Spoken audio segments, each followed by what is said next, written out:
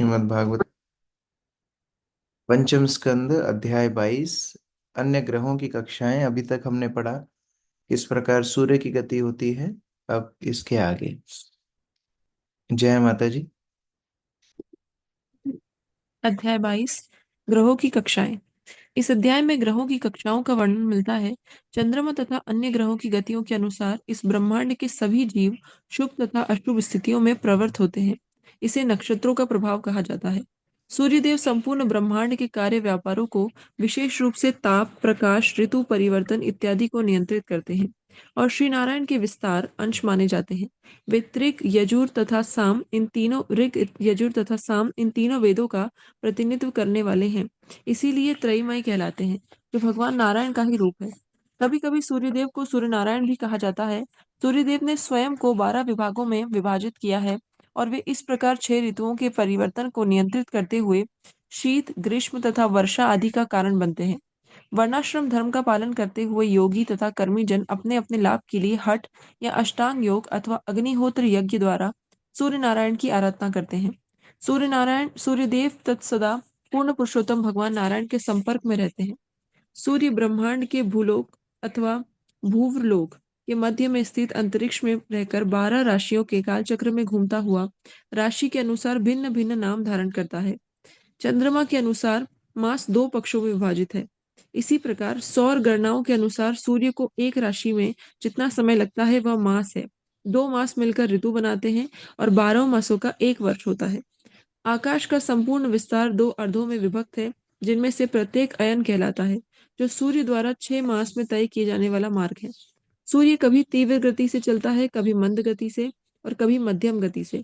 इस प्रकार वह स्वर्ग, मर्त्य तथा अंतरिक्ष इन तीनों लोकों की यात्रा करता है। विद्वान लोग इन कक्षाओं को संस्तर, परिवत्सर, इड़ावत्सर, अनुवत्सर तथा वत्सर नामों में अभिहित करते हैं। चंद्रमा सूर्य की किरणों से 1 लाख योजन ऊपर स्थित है। स्वर्ग तथा पितृलोक में दिन तथा रात की गणना चंद्रमा के घटने बढ़ने के अनुसार की जाती है। चंद्रमा से 2 लाख योजन की दूरी पर कुछ नक्षत्र स्थित हैं और इन नक्षत्रों के ऊपर शुक्र ग्रह है, जो ब्रह्मांड के समस्त निवासियों के लिए कल्याणप्रद है। शुक्र ग्रह से 2 लाख योजन ऊपर बुध ग्रह है, जो कभी कल्याणप्रद होता है तो कभी अशुभ।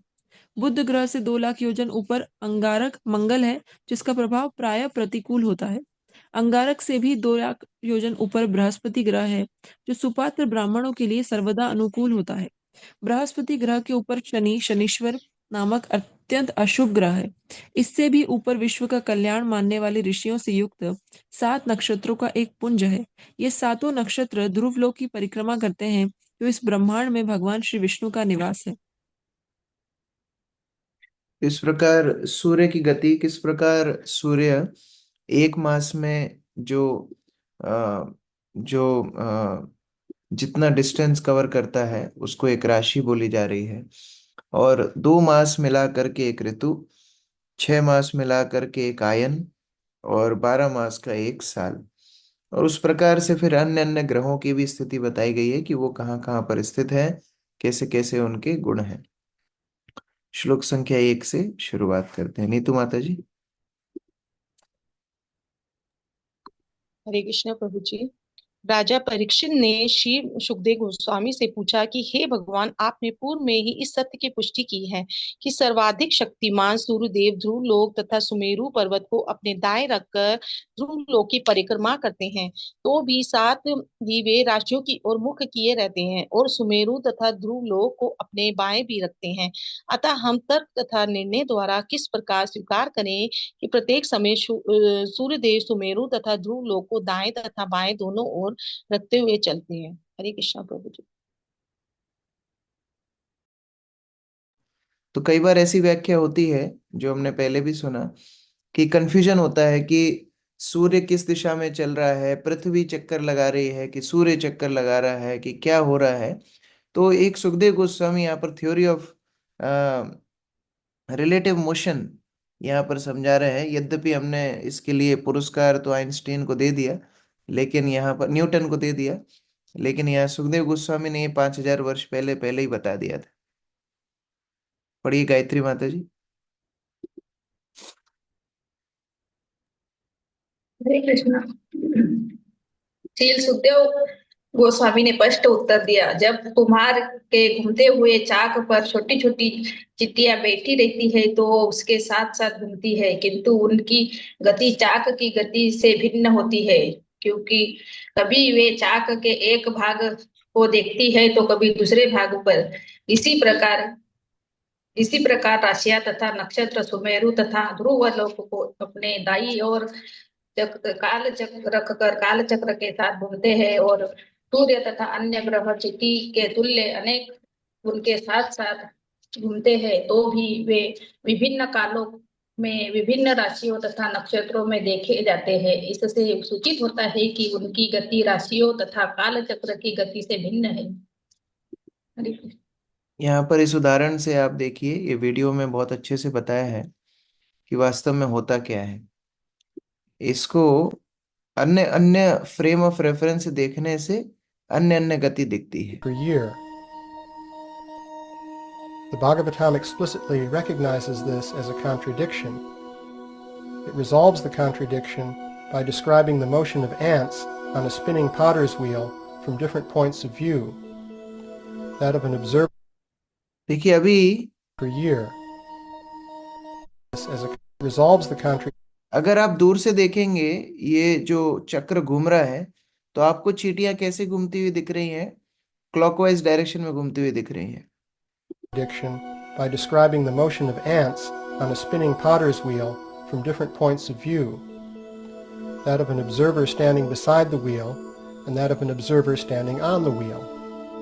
और अगर आप उसी चक्र के ऊपर बैठ करके देखेंगे तो आपको ये चींटियां उल्टी दिशा में जाती हुई दिखेंगी। The concept of relative motion, but we must realize that the Bhagavatam uses the same reference frame, namely Bhumandala, to describe different relative motions. तो जितनी अलग अलग थ्योरीज हैं कि कभी कोई बोलता है कि नहीं नहीं पृथ्वी सूर्य के चक्कर लगा रही, कई बोलता है नहीं नहीं सूर्य पृथ्वी के चक्कर लगा रहे हैं, अलग अलग जो दृष्टिकोण है वो रिलेटिव मोशन के कारण है। सुखदेव गोस्वामी यहाँ पर एक कुमार के चक्र के ऊपर चींटियों के चलने के उदाहरण से रिलेटिव मोशन समझा रहे हैं। नेक्स्ट, अरविंद प्रभु। हरे कृष्ण।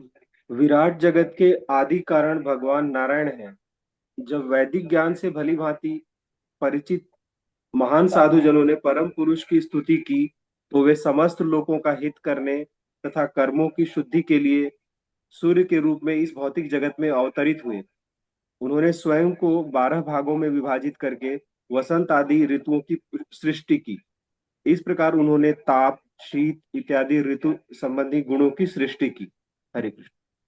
तो भगवान ही सूर्य नारायण के रूप में आते हैं और भगवान की आंखों को, भगवान के चक्षुओं को सूर्य के साथ तुलना की गई है। नेक्स्ट, गौरी शंकर प्रभु।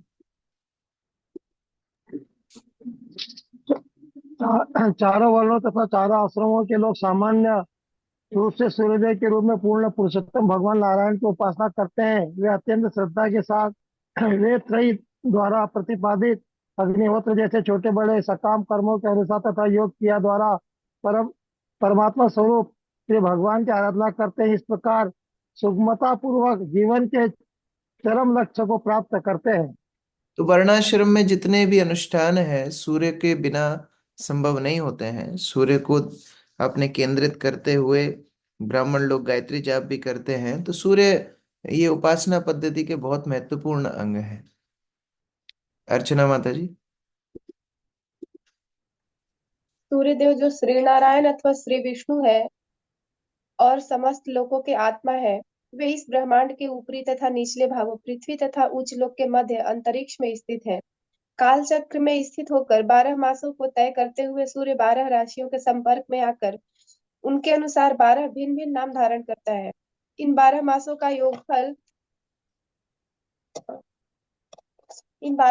योगफल संवत्सर अथवा एक पूर्ण वर्ष कहलाता है। चंद्र गणना के अनुसार चंद्रमा के घटने बढ़ने के 2 पक्ष मिलकर एक मास बनाते हैं। पितृलोक ग्रह पर यही काल एक दिन तथा रात के तुल्य है। ज्योतिषीय गणना के अनुसार एक मास 2.25 नक्षत्रों के बराबर होता है। जब सूर्य 2 मास यात्रा कर लेता है तो एक ऋतु बीतती है। इसलिए ऋतु के अनुसार होने वाले परिवर्तनों को वर्ष देह का अंग माना जाता है। विनोद प्रभु, नेक्स्ट। हरे कृष्ण प्रभु जी, दंडवत प्रणाम।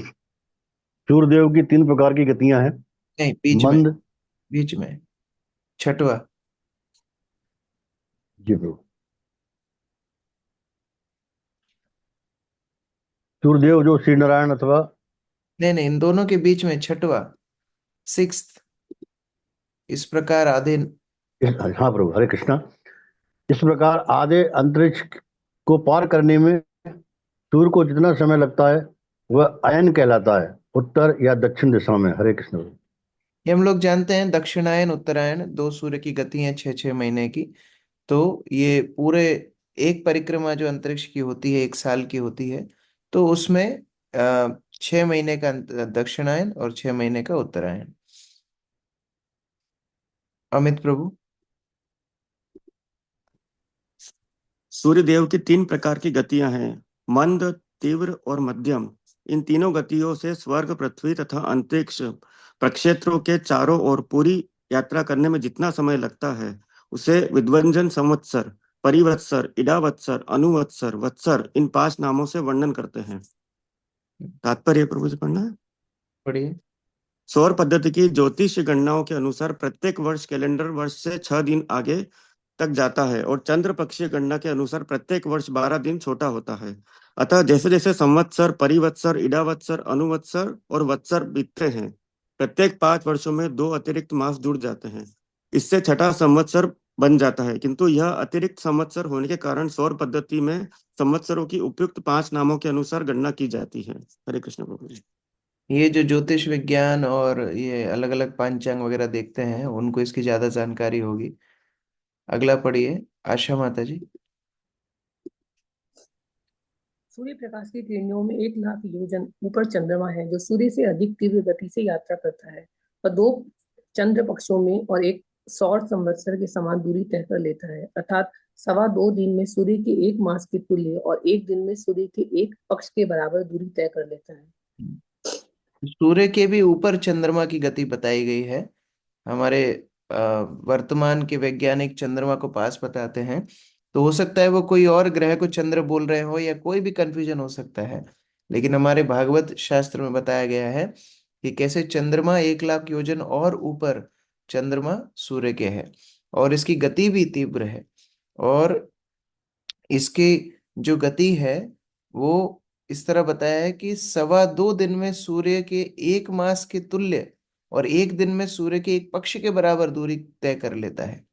अर्थात जो दूरी सूर्य 15 दिन में करेगा वो एक एक दिन में चंद्रमा चल जाएगा, तो कि उसकी जो चलने की गति है वो बड़ी तेज है। तात्पर्य इसमें राधिका माता जी। हरे कृष्णा।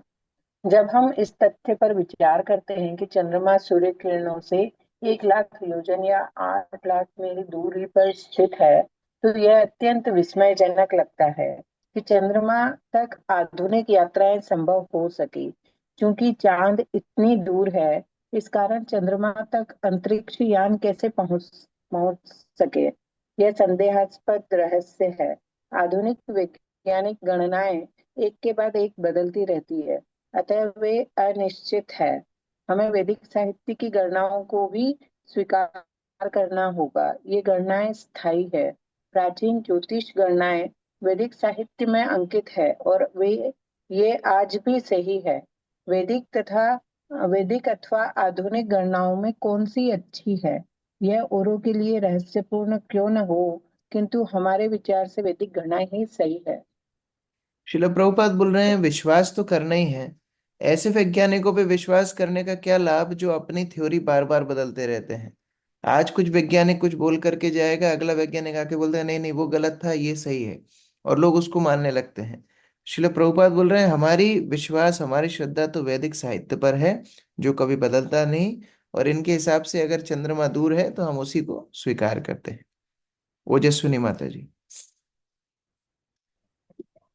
जब चंद्रमा बढ़ता है शुक्ल पक्ष में, तो इसका प्रकाशमय अंश प्रतिदिन बढ़ता जाता है, जिससे देवताओं के लिए दिन और पितरों के लिए रात्रि उत्पन्न होती है। किंतु जब चंद्रमा घटता रहता है कृष्ण पक्ष में, तो देवताओं के लिए रात्रि और पितरों के लिए दिन उत्पन्न होते हैं। इस प्रकार 30 मुहूर्तों पूरे एक दिन में चंद्रमा प्रत्येक नक्षत्र से होकर गुजरता है। चंद्रमा अमृतमयी शीतलता प्रदान करके अन्नों की वृद्धि को प्रभावित करता है। इसीलिए चंद्रदेव को समस्त जीवात्माओं का प्राण माना जाता है। फलस्वरूप उसे इस ब्रह्मांड में निवास करने वाला मुख्य प्राणी जीव कहा गया है। चंद्र की उत्पत्ति भगवान के मन से मानी गई है और ये चंद्रमा सबको शीतलता और पोषण प्रदान करने का कार्य करता है। जहाँ सूर्य ऊर्जा और प्रकाश प्रदान करता है, वहीं चंद्रमा शीतलता और पोषण प्रदान करता है। शिवानी माता जी पढ़िए।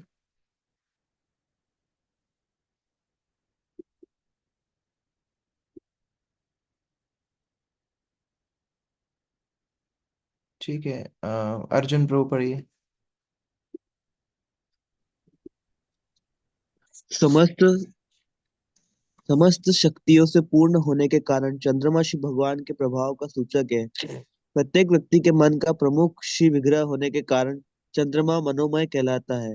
वह अन्नमय भी कहलाता है क्योंकि वह समस्त वनस्पतियों तथा पौधों को शक्ति प्रदान करता है। समस्त जीवात्माओं का प्राणाधार होने से वह अमृतमय भी कहा जाता है। चंद्रमा समस्त देवताओं, पितरों, मनुष्यों, पशुओं, पक्षियों, सरीसृपों, वृक्षों, पौधों तथा अन्य सभी जीवात्माओं को प्रसन्न करने वाला है।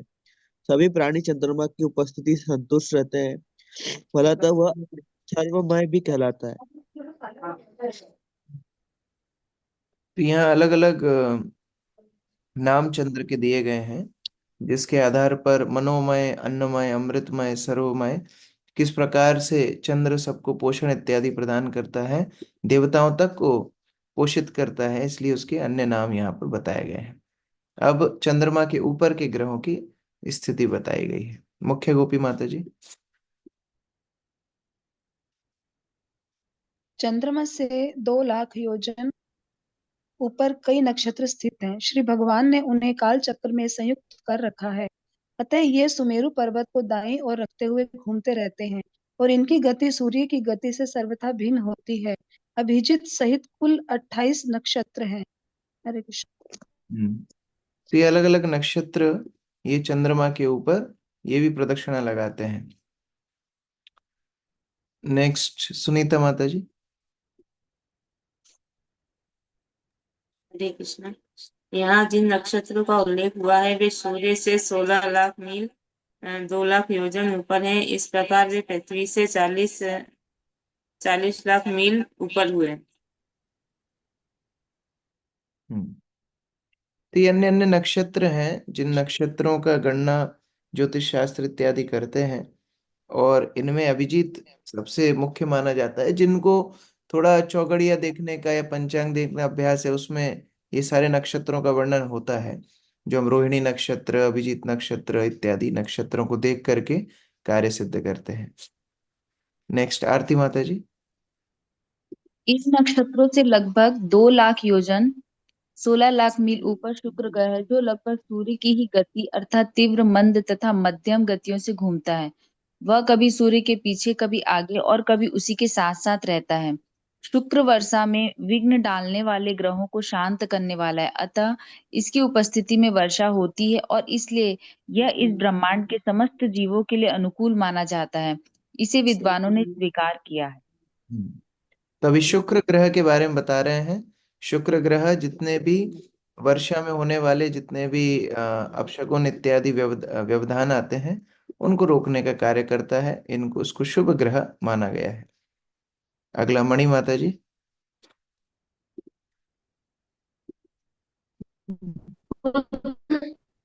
बुध को शुक्र के ही समान बताया गया है, क्योंकि कभी सूर्य के पीछे, कभी सामने और कभी इसके साथ साथ घूमता है।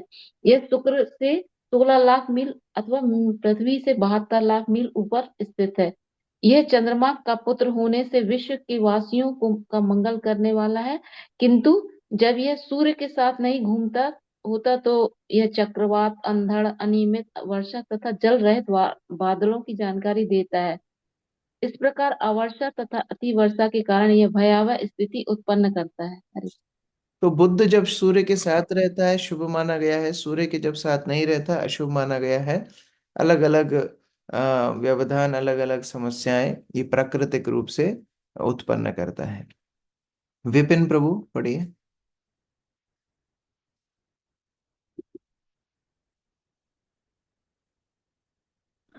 हरे कृष्ण प्रभु जी।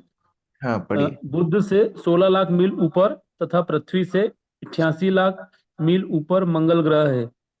यदि यह वक्र गति से न चले तो एक एक राशि को तीन तीन पक्षों में पार करता हुआ क्रमशः 12 राशियों में से यात्रा करता है।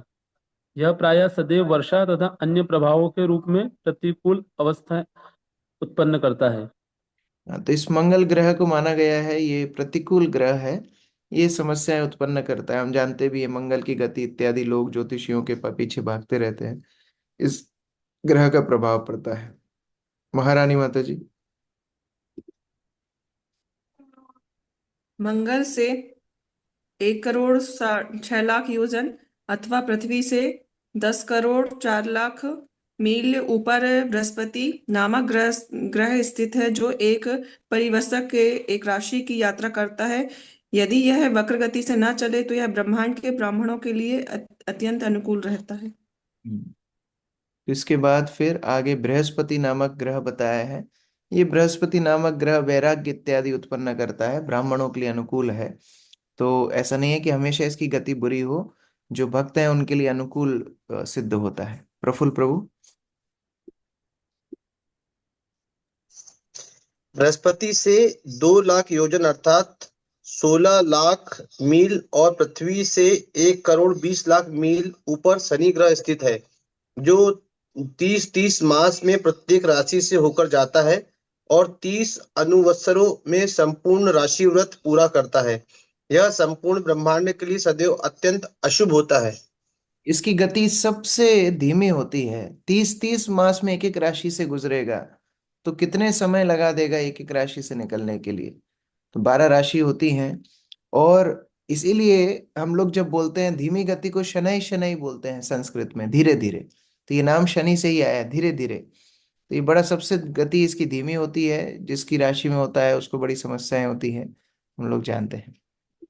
आगे अंत में दीपिका माता जी। शनि ग्रह से 11 लाख योजन अर्थात 88 लाख मील अथवा पृथ्वी से 2 करोड़ 8 लाख मील ऊपर सप्तऋषि अवस्थित है, जो सदैव ब्रह्मांड के समस्त प्राणियों की मंगल कामना करते रहते हैं। वे भगवान विष्णु के परम धाम ध्रुवलोक की प्रदक्षिणा करते हैं।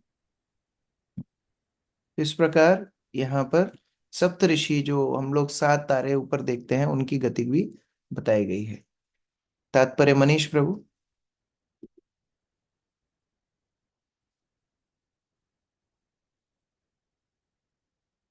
प्रभु जी। श्रीमल मध्वाचार्य ने ब्रह्मांड पुराण में लिखित श्लोक उद्धृत किया है। ज्ञानोनंदा मनो विष्णु शिशु मारव पुष्य ऊर्ध्वा लोकेशु च व्याप्त आदित्य दतास्त दात्रशिता। ज्ञान तथा दिव्य आनंद के स्रोत भगवान विष्णु ने ब्रह्मांड के सर्वोच्च तल पर स्थित 7वें स्वर्ग में शिशु मार का रूप धारण किया है। सूर्य आदि अन्य सभी ग्रह इस शिशु मार लोक के अधीन अवस्थित है। इस प्रकार से भगवत के 5म अध्याय के अंतर्गत ग्रहों की कथा नामक 22वें अध्याय के भक्ति वेदांत तात्पर्य पूर्ण हुआ। शिशुमार मतलब एक डॉल्फिन के आकार में सारे ग्रह रहते हैं, भगवान के सेवा में रत रहते हैं। अगले अध्याय में हम लोग पढ़ेंगे। तो इसमें संक्षिप्त रूप में जो आज हमने पढ़ा, मैं इसको थोड़ा सा डायग्राम में दिखा देता हूँ। ये ब्रह्मांड की गति है। ये ब्रह्मांड में ये जो 8 लेयर्स हैं, इसके अंदर आधे में गर्भोदक सागर, फिर ये 7 नीचे के लोक, ऊपर भूमंडल, और ये सुमेरु पर्वत। सुमेरु पर्वत के पास ये मनोसतर पर्वत के आसपास सूर्य की गति, सूर्य के ऊपर चंद्रमा, उसके ऊपर 28 नक्षत्र, और उसके बाद बुध, मंगल और बृहस्पति, शनि इत्यादि ग्रहों की गति, और उसके ऊपर सप्तऋषि। तो यहाँ तक अभी हमने पढ़ा है सप्तऋषियों तक के ग्रह। इसके ऊपर विस्तृत जानकारी भागवत में नहीं दी गई है। केवल इनकी गति बताई है, इनकी पोजीशन बताई है, और इनका प्रभाव क्या होता है हमारे प्राकृतिक व्यवस्था पर और हमारे व्यक्तिगत व्यवस्था पर, इसके विषय में थोड़ा संकेत किया है। इसके अलावा जिन भक्तों को प्रश्न है आप लोग लिख करके रखिएगा, हम लोग कल इसकी चर्चा करेंगे। मेरी अभी 7:15 एक और क्लास है, तो आप लोग इसको लिख के रखिएगा। पहले कल प्रश्न उत्तर से ही शुरू करेंगे और फिर आगे अगले अध्याय में प्रवेश करेंगे। हरे कृष्ण। ग्रंथराज श्रीमद् भागवतम की जय, श्री प्रभुपाद की जय।